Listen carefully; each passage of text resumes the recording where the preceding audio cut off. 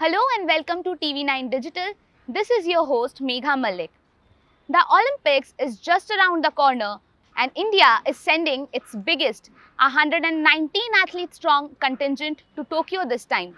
Today we have with us Mrs. Karnam Malleshwari, the first Indian woman to win an Olympic medal. After ending her sports career, she recently took up the responsibility as the Vice Chancellor of the Delhi Sports University. Today, we discuss with her the Sydney Olympic experience, her new responsibility as the Vice Chancellor at the realm of an university, and her expectations from the Tokyo Olympics. Ma'am, Andhra Pradesh के एक छोटे से गांव से Sydney के podium तक का सफ़र कैसा था? हमें बताइए। ये काफ़ी लंबा मतलब जर्नी था। मैंने ऑलमोस्ट 88-89 में मैंने वेट लिफ्टिंग शुरू की है और सिडनी तक पहुँचते पहुँचते 10-12 साल का अपना जर्नी है। तो पहले तो सोचा नहीं था कि भी इस लेवल तक जाना है।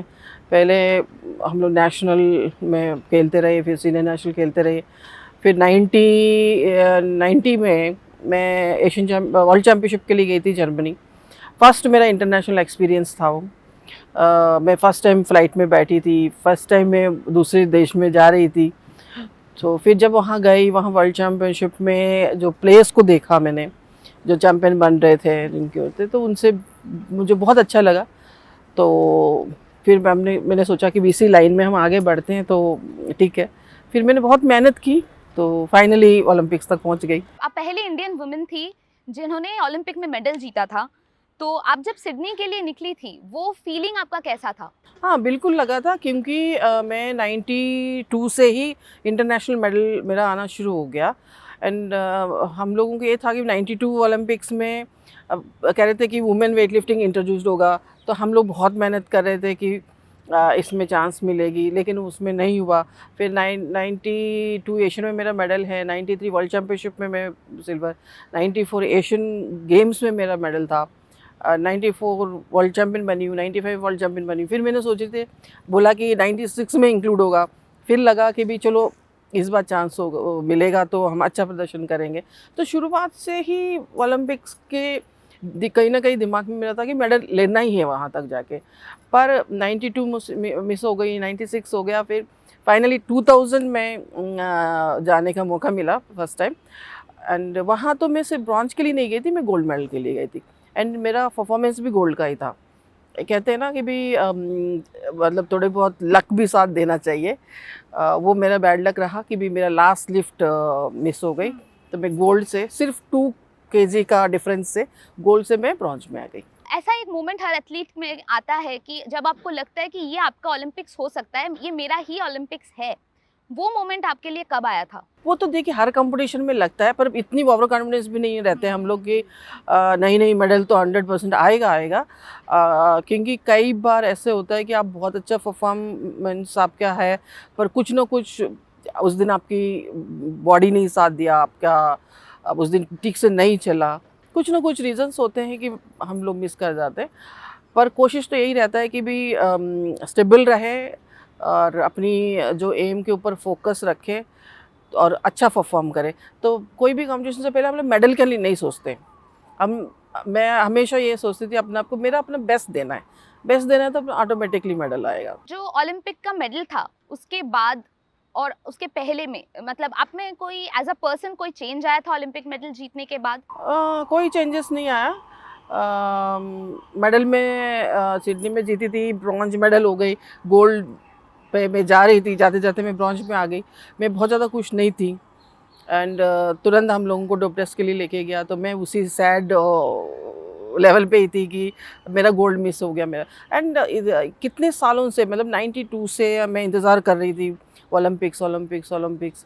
फाइनली जब मिला तो मैं गोल्ड से ब्रॉन्ज में आ गई, तो मैं बहुत ज़्यादा सैड थी। लेकिन जब मैं विलेज में पहुंची हूँ तो जितने भी हमारा इंडियन प्लेयर्स हैं, ऑफिशियल्स हैं, उन्होंने काफ़ी चेयर किया, बहुत खुशी जताई। एंड वो कहते हैं ऑस्ट्रेलिया में कोई चीज़ बाहर से अलाउड नहीं होती, लेकिन मिठाई भी वहाँ आ गया। एंड फिर वहाँ रहते रहते मेरे को ये भी न्यूज़ से पता लगा कि भी जो बॉर्डर में हमारे जो आर्मी हमारे जो भाई हैं, उन्होंने इस मेडल को सेलिब्रेट किया, बहुत खुशी मनाई। तो फिर लगा कि भी हाँ चलो देश के लिए कुछ किया मैंने। एंड जहाँ बॉर्डर्स में हमारे कितनी कठिन परिस्थिति में रहते हैं, और उन लोगों के लिए अगर मैं थोड़ी देर के लिए भी कुछ खुशी दे पाई तो मतलब मेरा मेहनत सफल हुआ। जब से आप ब्रॉन्ज जीती है सिडनी ओलंपिक्स में, 21 साल हो गए आपको, 2000 साल में मिला था, 21 साल हो गए हैं, आज तक किसी वेट लिफ्टर को ओलंपिक्स में कोई भी मेडल नहीं आया है। तो आपको एक कैटलिस्ट बनना था जिसको देख के बाकी लोग इंस्पायर हो। क्या आपको लगता है कहीं पे वो कमी छूट गई है जिसके लिए इतने साल में एक भी वेटलिफ्टर, इंडियन वेटलिफ्टर को ओलंपिक्स में कोई भी मेडल नहीं मिला है? देखिए शुरू में कुछ प्रॉब्लम्स आए हैं। एक्चुअली जब मेरा मेडल आया था तो एक शॉकिंग था, जैसे अचानक एक भूकंप आया ना, तो क्या फीलिंग आता है कि कभी किसी ने सोचा नहीं मेडल आएगा। एंड मेरे पहले लोगों का माइंडसेट था ओलंपिक जाना ही बहुत बड़ी बात है, मेडल तो कोई, वो भी फीमेल। तो जब मेरा मेडल आया था तो इंडिया में ऐसे ही था कि भी भूकंप सा आया, इतना अवेयरनेस नहीं थी, इतना मीडिया नहीं था, ना प्रिंट मीडिया था, ना सोशल प्लेटफॉर्म्स थे। आजकल इंस्टाग्राम, फेसबुक, ट्विटर, कहीं भी कोई जा रहा है अपना कुछ भी बोल रहा है, ट्विटर में डाल रहा है, तो पूरा दुनिया में स्प्रेड हो रहा है। और प्रिंट मीडिया भी अब ज़्यादा एक्टिव हो गई। हम जब 90s में मेडल लाते थे तो एक पासपोर्ट साइज़ फ़ोटो एंड छोटा सा मेडल आता था, तो इतना अवेयरनेस तो था नहीं। अब का और उस टाइम का कंपेयर तो कर ही नहीं सकते, ज़मीन आसमान का फ़र्क है। और जहाँ तक लगता है कि भाई इतना गैप क्यों आया, इसका मेन कारण है जितने भी स्पोर्ट्स में जो भी टॉपर बने हैं, सारे ही कोई ना कोई छोटे गांव से, कस्बे से, छोटी जगह से स्ट्रगल करके आए हुए हैं। ये तो हिस्ट्री है हमारा हिंदुस्तान का। कोई मेट्रो सिटी से कोई आए हुए प्लेयर अगर होंगे तो एक आधा होंगे, मैक्सिमम लोग इसी कैटेगरी के। एंड इस गांव देहात में जो छोटी छोटी सिटीज़ में स्पोर्ट्स इंफ्रास्ट्रक्चर और कोचिंग की बहुत कमी है, जो आज भी इतना बड़ा देश होके 130 करोड़ की आबादी होने के बाद भी हम ओलंपिक मेडल के लिए तरस रहे हैं। उसका कारण सिर्फ और सिर्फ इंफ्रास्ट्रक्चर एंड कोचिंग। ठीक है, अभी तो हमारी जो स्पोर्ट्स मिनिस्ट्री है वो इतना सपोर्ट कर रही है प्लेयर्स को, इतना सपोर्ट कर रही है, तो मतलब हम इमेजिन भी नहीं कर सकते। उनको स्पेशल डाइट भी ले लो, डॉक्टर्स ले लो, फिजियो ले लो, एक एक साल बाहर ट्रेनिंग के लिए भेजना। तो अभी जो फैसिलिटीज़ बहुत अच्छे हैं, हमारा टाइम में नहीं था। हम तो मिट्टी में ट्रेनिंग करते थे, नंगे पैर करते थे, हमें पता भी नहीं था वेट लिफ्टिंग का कोई शू होता है, कॉस्ट्यूम होता है। तो आजकल जो कॉस्ट्यूम भी बड़ा स्टाइलिस्ट होते थे। आप अगर पुराना जाके देखो, मैं 95 वर्ल्ड चैम्पियन बनी हूँ, तो हमारा क्या कॉस्ट्यूम था, टी शर्ट पहनते थे, ऊपर रेसलिंग वाला कॉस्ट्यूम पहने थे, वेट लिफ्टिंग का कॉस्ट्यूम तक भी हमें नहीं पता था। तो अब मॉडर्न बदल गए। हाँ, बट इस बार मुझे लगता है कि ये रिकॉर्ड ब्रेक होगा, और होना भी चाहिए, क्योंकि कोई भी स्पोर्ट्स को आगे बढ़ना है और लोगों का दिमाग में रहेगा, लोगों को अवेयरनेस आएगी, उस गेम के प्रति इंटरेस्ट तभी आएगा जब उसमें लगातार मेडल आएगा। तो अगर हमारा हिंदुस्तान में वेट लिफ्टिंग को मजबूती मिलना है तो मेडल आना चाहिए। तो इस बार जो हमारी लड़की मीराबाई चानू गई है उसका 100% चांस है। दिल्ली स्पोर्ट्स यूनिवर्सिटी की तरफ आते हैं, आपको इस पोजीशन के लिए किसने अप्रोच किया था और आपको क्यों लगा कि आप ये पोजीशन होल्ड कर सकती हो? मुझे दिल्ली गवर्नमेंट ने अप्रोच किया था, एंड जब मैंने इनका कॉन्सेप्ट सुना मुझे बहुत अच्छा लगा। जैसे इससे पहले मैंने कहा कि भाई हमारा कंट्री में इंफ्रास्ट्रक्चर और कोचिंग का ही प्रॉब्लम है, जिसकी वजह से हमारा उस लेवल के प्लेयर्स हम बना नहीं पा रहे। तो इनका जो कॉन्सेप्ट है ये जो दिल्ली स्पोर्ट्स यूनिवर्सिटी जो है ये बिल्कुल डिफरेंट है। इस स्पोर्ट्स यूनिवर्सिटी में स्कूल भी है। इसकी मतलब ये है कि जो 6th क्लास में जो एडमिशन लेगा बच्चा, वो पीएचडी करके भी निकल सकता है बाहर, और इवन 7th 8th में भी एडमिशन्स होंगे। तो इसमें हम लोग प्लान कर रहे हैं कि भाई जो 6th क्लास में आएगा बिल्कुल रॉ बच्चे को लेंगे, 7th 8th का हम लोग देखेंगे स्टेट लेवल का, नेशनल लेवल का। एंड इसमें जो बच्चे हम लोग लेंगे उनका प्रॉपर जो साइंटिफिक टेस्ट होगा कि ये किस स्पोर्ट्स के लिए इसकी मसल क्वालिटी, बोन क्वालिटी, कौन सी स्पोर्ट के लिए इसकी बॉडी अच्छा है। क्योंकि कई बार ये होता है ना कि भाई हम लोग मेहनत करी जा रहे हैं, रिजल्ट नहीं आ रहा है, क्योंकि वो उस स्पोर्ट्स के लिए नहीं बनना होता है। तो ये पूरा साइंटिफिक के साथ। एंड एक और पॉइंट है इसमें कि कोई भी बच्चा, ये नहीं है कि वो हमारे पास रीच होंगे, हमने नया ये बनाया कि हम जाएंगे बच्चों के पास, क्योंकि जो छोटे छोटे कस्बों में, गाँव में जो बच्चे हैं उनके पास इतना पता नहीं होता कहाँ क्या इंफ्रास्ट्रक्चर है, कहाँ क्या है। तो हम एक कुछ टीम्स बनाएंगे जो पूरा कंट्री में इंटीरियर एरियाज़ में जाके वहाँ के टैलेंटेड आइडेंटिफाई करके लेके आएंगे, फिर हम यहाँ ट्रेनिंग। तो मतलब ये जो यूनिवर्सिटी है ये इंजीनियर, डॉक्टर्स उनको नहीं, ओलंपियंस को, वर्ल्ड चैम्पियंस को, ओलंपिक मेडलिस्ट को बनाएंगे। हम उनको ये कह रहे हैं कि हम इतना अच्छा वर्ल्ड क्लास इंफ्रास्ट्रक्चर, कोचिंग का फैसिलिटीज आपको देंगे, आप आइए, अपनी टैलेंट दिखाओ, मेहनत करो, देश के लिए मेडल जीतो। ये कॉन्सेप्ट मेरे को पसंद आने का एक और रीज़न है, कुछ स्टेट में एजुकेशन का इतना प्रेशर है, कई बच्चे सुसाइड कर लेते हैं, कई बच्चे डिप्रेशन में चले गए, और डिफरेंट प्रॉब्लम्स आ रहे हैं, उन लोग हेल्थ इश्यूज हो रहे हैं। हर बच्चे में तो सिर्फ एजुकेशन टैलेंट नहीं और दूसरे टैलेंट भी होता है, पर जो बच्चा स्पोर्ट्स पर्सन बनना चाहता है उसी की सराउंडिंग में इंफ्रास्ट्रक्चर नहीं है, क्या करेगा? उसका पढ़ाई भी नहीं हो रहा है, उससे पढ़ा भी नहीं जा रहा, और स्पोर्ट्स का एक इंफ्रास्ट्रक्चर नहीं है तो स्पोर्ट्स भी नहीं कर पा रहे। तो ऐसे बच्चों के लिए हिंदुस्तान में किसी भी कोने में बैठा हुआ है, अगर उसकी माइंड में है मैं ये स्पोर्ट्स करना चाहता हूँ, इसमें सारी ओलंपिक इवेंट्स है, कोई भी स्पोर्ट्स चॉइस कर सकता है, सिर्फ टैलेंट होना चाहिए, उसके लिए मोस्ट वेलकम। देश विदेश में ऐसे बहुत यूनिवर्सिटीज़ है जहाँ पे स्पोर्ट्स साइकोलॉजी या स्पोर्ट्स साइंस पढ़ाया जाता है, तो आप भी ऐसा ही कुछ सोच रही हो आपके अपनी यूनिवर्सिटी के लिए करने के लिए? देखिए, हमने यहाँ पढ़ाना नहीं है, हाँ, लेकिन कुछ कोर्स इस तरह रखेंगे हम लोग स्पोर्ट्स के ऊपर, क्योंकि अगर हम लोग 2000 बच्चों का हम लोग प्लान करें, इसका मतलब ये नहीं है कि 2000 ही वर्ल्ड चैम्पियन बनेंगे और ओलंपिक मेडलिस्ट बनेंगे। कोई नेशनल लेवल में आएंगे, कोई एशियन तक जाएंगे, कोई कॉमनवेल्थ तक जाएंगे। तो उनको आगे जाके उनके फ्यूचर में सेट होना है या उनका अपनी ज़िंदगी चलानी है, तो उनको कुछ ना कुछ जॉब्स या कुछ इस तरह की चाहिए। तो ये कोर्सेस भी रखेंगे कि अगर हाई लेवल स्पोर्ट्स में गया तो वेल एंड गुड, वो अपना भी सेलिब्रेट बन जाएगा, या बीच में नेशनल लेवल में या इंटरनेशनल पार्टिसिपेशन लेवल में रहता है तो इस तरह के कोर्स से उनको बेनिफिट मिले। जैसे हमारा sports institute, national sports institute है पटियाला में, वो कोचेस के लिए एक गो टू प्लेस है कि उनको अगर लगता है कि मेरे को ये सीखना है, कोचिंग सीखना है, ट्रेनिंग करना है, हम वहीं पे जाए। तो आप किसी तरह डीएसयू को ऐसे मोल्ड करना चाहते हो कि वो गो टू प्लेस कहीं पटियाला ना बन के दिल्ली का ये स्पोर्ट्स यूनिवर्सिटी बन जाए? देखिए, ये फर्स्ट चॉइस बनेगा प्लेयर्स के लिए, जो टैलेंटेड बच्चा होगा, उस जिसका इंटरनेशनल वर्ल्ड ओलंपियन बनना चाहता है, उसके लिए फर्स्ट चॉइस डेफिनेटली बनेगा। जो आप एनआईएस कर रहे हो, वो एनआईएस का कोर्सेज चलते हैं, डिप्लोमा देते हैं 1 ईयर का, 3 मंथ्स को, वो डिप्लोमा कोर्सेज चलते हैं, और ये साई सेंटर में एडमिशन्स होते हैं प्रॉपर, और कहीं भी नहीं है। आई थिंक इंडिया में 3-4 ही साई सेंटर, एक बेंगलुरु में है, कलकत्ता, गुवाहाटी एंड पटियाला। तो पटियाला में सारे होते हैं, तो प्लेयर्स के लिए फर्स्ट चॉइस होगा दिल्ली स्पोर्ट्स यूनिवर्सिटी। आपने मीराबाई चानू की बात करी थी, तो अभी हमको पता है कि रियो में किसी तरह से उनका फॉल्ट हो गया, वो लिफ्ट नहीं कर पाई थी, तो इस बार आप उनको एक मेडल प्रॉस्पेक्ट की तरह देखते हो? बिल्कुल देखती हूँ।